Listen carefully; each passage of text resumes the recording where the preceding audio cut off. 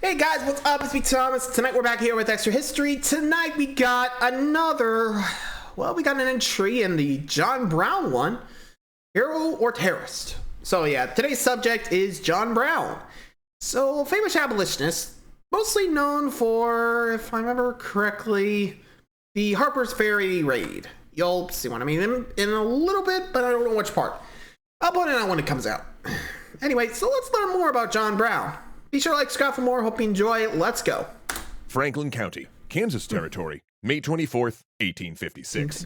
In the dead of night, the militiamen enter the house with guns and order three men, James Doyle and his adult sons William and Drury, to come with them.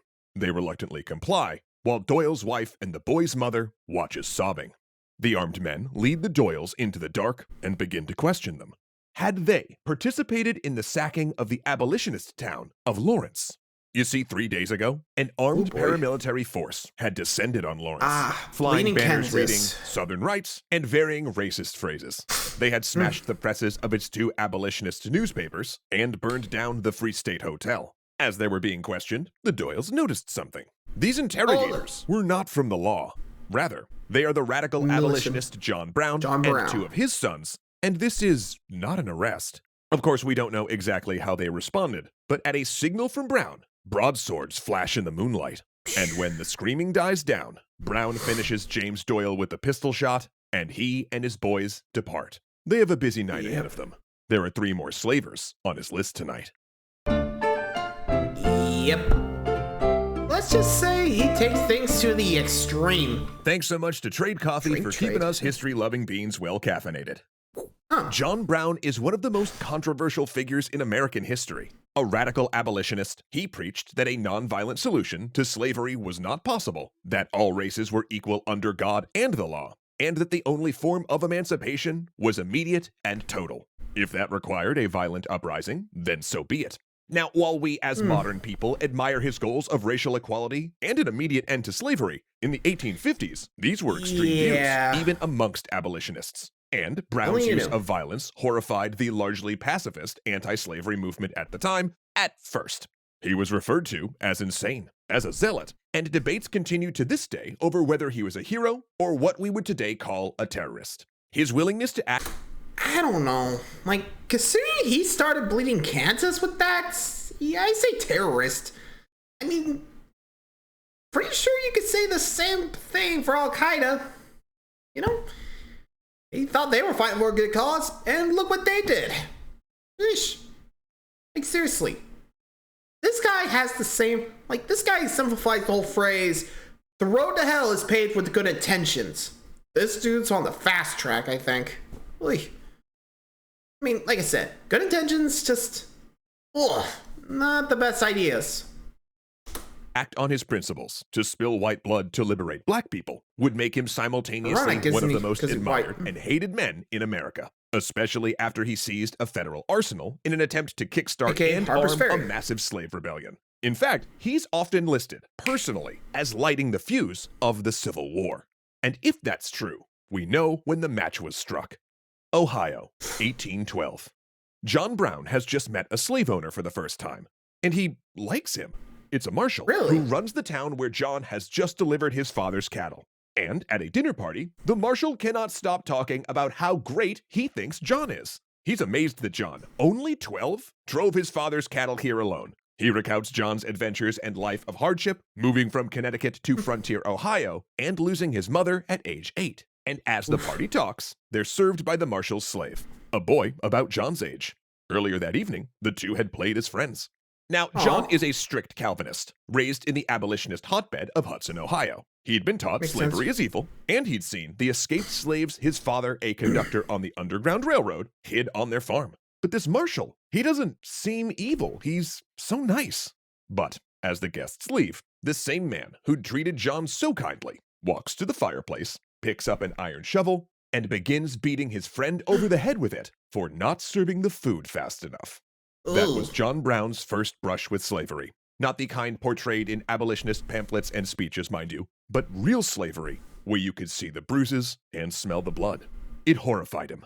Truly, he thought, this was a sin against God.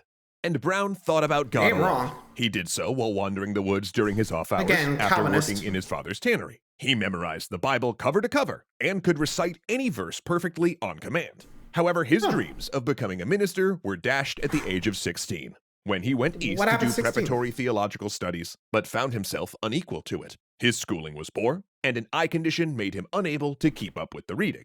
He instead returned to Hudson to start a new tannery, complete with a room for hiding escaped slaves. It was a success, though Brown gained a reputation as a bit of an eccentric who would not weigh and sell hides unless they were fully dried, even if the customer wanted them. No customer of mine is paying for water. They brought in a woman to bake bread, and John, though shy, would go on to marry her daughter, Dianthe. They would have 7 children together.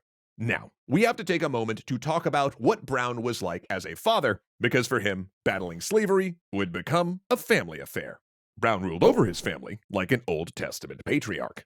He could be gentle and affectionate, singing his children to sleep and nursing them when they were ill, but even minor infractions in the Brown household were corrected with a switch, despite Brown clearly not enjoying it. In fact, once, when his eldest son, John Jr., had accumulated 25 lashes, Brown saw an opportunity for religious education. After giving the teenaged boy 8, he handed Jr. the switch and told him that he would take the other 17. A lesson he hoped in both Jesus taking on the sins of the world and that Jr. hurt his father when he disobeyed. When he was 25, Brown sold his tannery. I'll be real, not much the whole, physical punishment nowadays, because, yikes. The flip-floppy nature sometimes. No wonder he's so radical. Ugh. Anyway, tannery sold. Let's see what he does after this. And relocated the family to Pennsylvania. This was partially because Brown never felt content unless he was building something, but also because the escaped slaves he hid at his farm would be safer. Despite his youth, Brown became a major figure in the community there, founding another tannery, surveying, becoming a postmaster, and helping 2,500 people escape to Canada over the next decade, until misfortune struck. First, his 4-year-old son died, followed by Dianthe dying in childbirth, delivering a stillborn daughter. Brown, himself ill and in deep grief, sent his 5 children to a neighbor as he spent hours each day lying face down on their graves and weeping. He remarried the next year to the 17-year-old Mary Ann, daughter of his housekeeper, with whom he'd have 13 more children. Yet Brown's businesses never recovered from his lost year. He moved his family back to Ohio and bought land near a developing canal. Sure, he'd be able to sell it for an enormous profit. However, the Panic of 1837 wiped him out, and his large number of children ensured he'd never be financially sound again. This was yet another confusing period for Brown. He knocked around, working where he could find it, and he fretted that, despite his work on the Underground Railroad, he simply wasn't doing enough to battle slavery. He was ejected from his church for inviting a black family to sit in his pew, and mused over starting a school for African American youth. And Brown's dark decade was mirrored nationally in the wider abolitionist movement. During the time of Brown's father, it had been assumed that with the importation of slaves banned in 1807, the institution would die out. Instead, it was growing more powerful politically and economically. Slave owners had responded to the tightened supply with livestock-like breeding programs, doubling the enslaved population from 2 million to 4 million. Efforts to stop slavery's expansion failed as well. Pro-slavery legislators negotiated the Missouri Compromise of 1820, creating a situation where for every northern free state added to the Union, a southern slave state would be added as well. Slavery advocates also increasingly relied upon violence. In 1835, a pro-slavery mob in Boston crashed a lecture by William Lloyd Garrison, founder of the American Anti-Slavery Society. The 1,500 rioters pulled Garrison through the street by a rope, and only the mayor's intervention prevented his lynching. Another blow came in 1837, when an armed mob besieged minister and abolitionist newspaper editor Elijah P. Lovejoy in the warehouse that he'd used to hide his printing press. Lovejoy was shot 5 times and had to be buried in an unmarked grave to prevent desecration. Memorial services were held across the nation, and in Springfield, Massachusetts, a strange thing happened. At the end of the service, as the last hymn reverberated, a man stepped from the back of the church and raised his right hand. He was new in town, a wool specialist, I think, but he'd already made an impression. "Here by God," the man said, "in the presence of these witnesses, from this time, I consecrate my life to the destruction of slavery." It was John Brown, and he had found his mission. a mission he was in exactly the right place to pursue, since he had moved to Springfield in order to make the connections that would help him strike a death blow to slavery. Connections that would put him in contact with Frederick Douglass, Harriet Tubman, and the Secret Six, the abolitionist financiers who discreetly funded his guerrilla war.